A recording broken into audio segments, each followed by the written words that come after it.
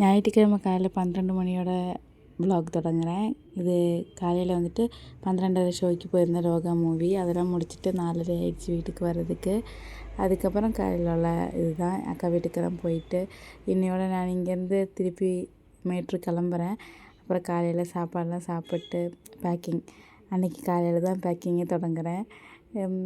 கொஞ்சம் கஷ்டமாக இருக்குது.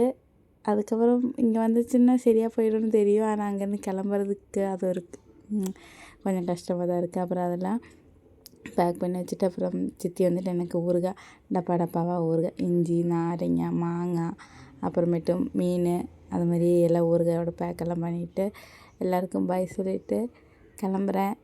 நான் ரொம்ப மிஸ் பண்ணுவேன் எல்லோரும். இந்த வாட்டி ஓணம் எனக்கு ரொம்ப ரொம்ப ரொம்ப சந்தோஷமாக இருந்துச்சு. எப்போ இருக்கிறத விட இந்த வாட்டி ரொம்ப சந்தோஷமாக இருந்துச்சு.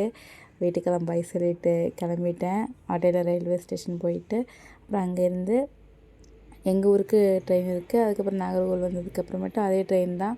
அப்புறம் நான் ரிசர்வேஷன் பண்ணனால கொஞ்சம் பரவாயில்லாமல் இருந்துச்சு. போய் படுத்து தூங்கிட்டு காலையில் எழுந்திரிக்கிறது தான் வேலையாக இருந்துச்சு. எல்லாேருக்கும் பாய் சொல்லிவிட்டு கிளம்பியாச்சு. எல்லோரும் வந்திருந்தாங்க ரயில்வே ஸ்டேஷனில் அனுப்புறதுக்காக. அதெல்லாம் முடிச்சுட்டு நாங்கள் ட்ரெயின் ஏறி வந்துட்டோம்.